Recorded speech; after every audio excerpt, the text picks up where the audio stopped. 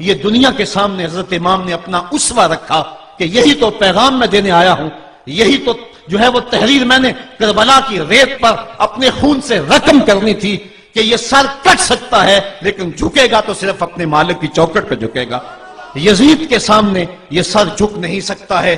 تو حضرت امام حمام رضی اللہ تعالیٰ عنہ نے کربلا کے تپتے ہوئے ریگزار میں جب 72-73 لاشیں خیموں کے سامنے پڑے تھے اور اتنے زخم کلیجے پہ تھے، راوی کہتا ہے کہ جب آپ کی قمیض اتاری گئی تو 113 سوراخ اس میں تیروں کے تھے، 33 زخم نیزوں کے تھے، 34 گھاؤ تلواروں کے تھے، اتنے زخم جسم کے اندر اور جسم چور ہے زخموں سے۔ لیکن حضرت امام حسین نے جب پیشانی سجدے میں رکھی تو آخری لفظ یہ تھے، اللہم رضن بقضائکا وصبرن علی بلائکا تسلیما لامرکا سبحان ربی العالی۔ مالک تیری تقدیر پہ راضی ہو گیا ہوں، مالک زخم سے پہ بھی میں مسکرا رہا ہوں، مالک تیری طرف سے جو دکھ آئے میں نے ان کو قبول کیا، جے سونا میرے دکھ وچ راضی تو میں سکھ نو چلے ڈاواں، مالک میں سب کچھ قبول کیا، حسین تیری رضا پہ راضی ہے، میرے مالک تو بھی بتا تو بھی حسین پہ راضی ہوا ہے کہ نہیں ہوا ہے۔ آواز آ رہی تھی اس پیاسے پر علی شیر خدا کو ناز ہے، اس نواسے پر محمد مصطفیٰ کو ناز ہے، اوروں نے بھی سجدہ کیا پر اس کا عجب انداز ہے، اس نے وہ سجدہ کیا جس پر خدا کو ناز ہے۔ اے حسین ابن علی تم پر سلام، نازش آل نبی تم پر سلام۔ آج لہجہ بھی دم توڑ رہا ہے اور سورج بھی درد غروب سے زرد ہو رہا ہے، وقت کے دامن میں گنجائش نہیں کہ میں اس مضمون کو چھیڑوں، آؤ ہم سلام کرتے ہیں۔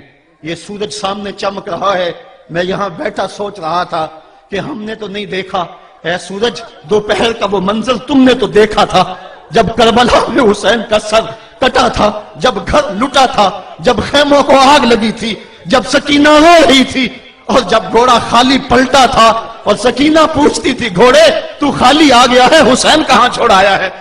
آج یہ سورج یہ چمک چمک کے وہ ہمیں کہانی سنا رہا ہے اور ہمیں پیغام دے رہا ہے کہ نبی کے نام پہ حسین نے تو سر کٹا دیا، آج تم کہتے ہو دین پہ چلنا بڑا مشکل ہے، تم شور ڈال رہے ہو، جن کے لیے مسجدوں میں قالین بچھے ہوئے ہیں، گرم پانی دستیاب ہے اور ان کے لیے مسجدوں میں آسائشیں موجود ہیں، اور پھر بھی وہ کہتے ہیں دین پہ چلنا بڑا مشکل ہے۔ ذرا دیکھو حسین ابن علی کو سجدے میں سر رکھ کے، پیشانی رب کے حضور رکھ کے حسین ابن علی کہہ رہے ہیں مالک میں سر کٹا کے بھی تیرے حضور حاضر ہوں اور تجھ پہ راضی ہوں، تو بھی بتا کہ تو بھی حسین پہ راضی ہے یا نہیں ہے۔ اے حسین ابن علی تم پر سلام، نازش آل نبی تم پر سلام، تم پہ لاکھوں رحمتیں لاکھوں سلام، اے شہیدان محبت کے امام، لالا گوں لالا بدن لالا چمن، اے چمن اندر چمن اندر چمن، زندگی ہی زندگی تیری حیات، اے حیات اندر حیات، افتخار ملت بیضا ہے تو، رب کعبہ کی قسم یکتا ہے تو، فخر کا دل میں دریچہ باز کرنا چاہیے، جن کا تو آقا ہے ان کو ناز کرنا چاہیے۔ آج ہم ناز کرتے ہیں حسین ابن علی پہ، ہم حسین والے نہیں ہیں، ہم واہ حسین والے ہیں۔ واہ حسین تیری عظمت کو سلام، اتنے زخم کلیجے پہ ہو تو کھڑا نہیں ہوا جاتا، لیکن جبر کے خلاف کتنی قوت سے کھڑا ہے۔ حسین ابن علی نے اپنا نمونہ لوگوں کے سامنے رکھنا تھا تو اقبال کہتا ہے سرخ رو عشق غیور از خون او، شوخی این مصرع از مضمون او۔ یزید مٹ گیا، یزید کا نام مٹ گیا، اس کا تشخص مٹ گیا، حسین کل بھی زندہ تھا، حسین آج بھی زندہ ہے۔ مرتا تو وہ ہے جس کی فکر مر جائے، مرتا تو وہ ہے جس کا نصب العین مر جائے، مرتا تو وہ ہے جس کا مشن ختم ہو جائے۔ حسین کا نصب العین زندہ، حسین کی فکر زندہ، حسین کا مشن زندہ، حسین زندہ، حسین کا نانا بھی زندہ۔ آج بھی ہزاروں کروڑوں اربوں انسان حسین کا نام لے کے جی رہے ہیں۔ میں کہتا ہوں اگر کوئی یزید کا نام بھی لیتا ہے تو وہ سر جھکا کے دیتا ہے۔ کیسا تمہارا لیڈر ہے جس کا نام لیتے ہوئے بھی تمہیں شرم آتی ہے؟ نام لینے سے پہلے سر جھکاتے ہو، نام لیتے ہوئے پسینہ پسینہ ہوتے ہو، نام لینے کے بعد منہ چھپا لیتے ہو۔ تمہیں اپنے قائد اور اپنے لیڈر کا نام لیتے بھی شرم آتی ہے، اور جب ہمارے لبوں پہ نام حسین آتا ہے ہمارا قد اونچا ہو جاتا ہے، ہمارا سر فخر سے بلند ہو جاتا ہے۔ فخر کا دل میں دریچہ باز کرنا چاہیے، جن کا تو آقا ہے ان کو ناز کرنا چاہیے۔ تو حسین ابن علی نے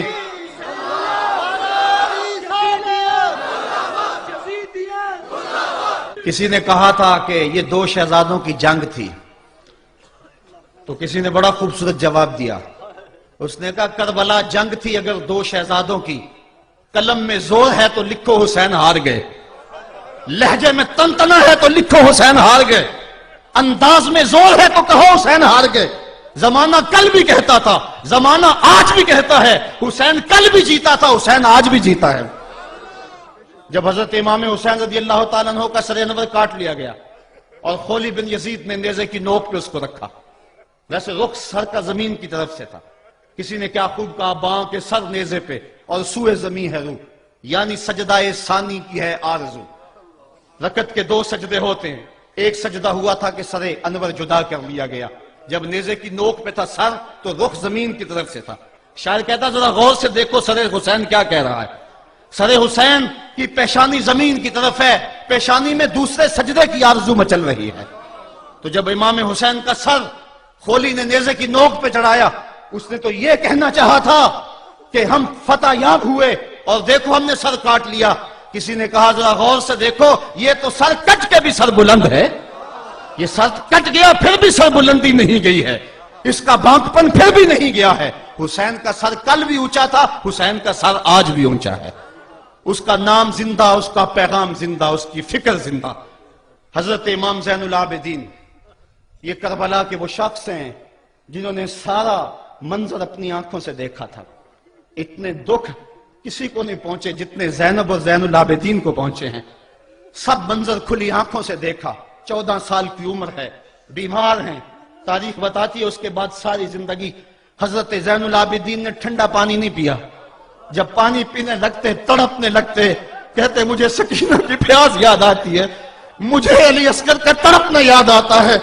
ساری زندگی پھر ٹھنڈا پانی نہیں پیا. حضرت امام زین العابدین نے یہ سارا منظر کھلی آنکھوں کے ساتھ دیکھا تھا. اور پھر آپ نے دمشق کے بازاروں میں بھی اور کوفے کی گلیوں کے اندر بھی سروں کا یہ قافلہ اپنی قیادت کے اندر جو ہے وہ گزارا تھا. جب یزید کے دربار کے اندر حضرت امام زین العابدین پہنچے تو یزید نے پہلے تو جو ہے وہ دکھ کا اظہار کیا.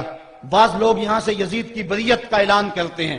یہاں کسی نے بڑی خوبصورت بات کہی کہ قاتل کی پشیمانی مقتول کی اہمیت کو تو بڑھا سکتی ہے لیکن اس کے دامن سے قتل کے داغ کو نہیں دھو سکتی. تو اس نے یہ سب کچھ کیا، یہ بس اس کے ٹسوے تھے جو وہ بہانے لگا. لیکن بعد میں اس نے حضرت امام حسین رضی اللہ تعالی عنہ کے دانتوں کے اوپر جو ہے وہ چھڑی مارنا شروع کر دی. تو حضرت ابو برزہ اسلمی صحابی رسول وہاں موجود تھے، وہ کھڑے ہو گئے، اٹھ کے بدن کانپتا ہے ان کا، کہنے لگے ظالم ارفع قدیبہ کا، یہاں اپنی چھڑی ہٹا لے. میں نے اپنی ان آنکھوں سے دیکھا ہے کہ کان رسول اللہ صلی اللہ علیہ وسلم یل سے مہو، حضور نے ان ہونٹوں کو خود چوما ہے. تو یہ کہہ کہ آپ دربار سے نکل گئے اور روتے تھے اور آپ کے بدن پہ کپتی بھی تاری تھی. بعد میں یزید نے کہا حضرت غلطی ہو گئی اور یہ میں نہیں چاہتا تھا، بتائیں آپ کی کوئی شرط ہو. تو آپ نے فرمایا میری 4 باتیں مان لو. ان 4 باتوں میں ایک بات یہ تھی کہ سر حسین اور سر شہیداں ہمارے سپرد کر دو تاکہ ہم کربلا جا کے ان کی تدفین کر سکیں. دوسری یہ تھا کہ ہمیں مدینہ حفاظت سے پہنچا دو. تیسری شرط یہ تھی کہ مجھے جو ہے وہ جمعے کا خطبہ دینے کی اجازت دو آج دمشق جامع مسجد کے اندر. چوتھی بات آپ نے یہ فرمائی کہ قاتلان حسین جو ہے وہ میرے سپرد کرو. اس نے کہا ہاں کون ہے قاتل حسین کا؟ لوگوں نے کہا خولی ہے. خولی نے کہا میں نے قتل نہیں کیا، یہ سنان بن انس نخی نے کیا ہے. سنان بن انس نخی کو کہا ہاں تو بتا. کہنے لگا میں قتل کیوں کرنا تھا، یہ تو شمر ذل جوشن نے کیا ہے. شمر ذل جوشن کو کہا تو بتا. کہنے لگا میں نے قتل نہیں کیا، میرا کون سا حسین نے کچھ بگاڑا تھا، قتل اس نے کیا ہے جس کی حکومت کو خطرہ تھا. تو یہ ہے وہ ہے قاتل حسین کا. اب یزید کہنے لگا تمہاری یہ شرط تو میں پوری نہیں کر سکتا، یہ بات تو پوری نہیں کر سکتا، اب خطبہ دے لو. اب حضرت امام زین العابدین خطبہ دینے کے لیے کھڑے ہوئے. خطابت تو اس گھر کی لونڈی ہے، جب یہ بولتے ہیں تو حکمت کے موتی دولتے ہیں. جو ہی امام زین العابدین کھڑے ہوئے، 14 سال عمر ہے اور دمشق کی جامع مسجد ہے. یزید بھی بیٹھا تھا، یعنی سلطنت بھی تھے، عوام کا بھی ہجوم تھا. جب آپ نے خطبہ شروع کیا لوگ زاروں کے تار رونے لگے اور آپ نے اہل بیت کے مناقب جب لوگوں کے سامنے رکھے تو یزید گھبرا گیا کہ کہیں لوگ میرے گریبان تک نہ پہنچے. اس نے مؤذن کو اشارہ کیا جلدی جلدی اذان پڑھو. تو جب اس نے کہا اللہ اکبر اللہ اکبر تو حضرت شہزادہ زین العابدین نے کہا کہ اس کے اندر کوئی شک نہیں کہ اللہ سب سے بڑا ہے. جب شہادتین کا کہا اشہد ان لا الہ الا اللہ، حضرت امام زین العابدین نے اس کے جواب کے اندر کہا ہاں ہاں اللہ کے علاوہ کوئی معبود نہیں ہے، اس کی گواہی ہم نے خون سے دی ہے، ہم نے اپنے لہو سے دی ہے اس کی گواہی. اور پھر اس کے بعد جب اشہد ان محمد رسول اللہ پہ لفظ آئے تو حضرت امام زین العابدین نے کہا یزید دیکھ اب اذان کے اندر تیرے نانے کا نام ہے یا میرے نانے کا نام ہے؟ آج بھی منبر پہ میرے نانے کا نام ہے.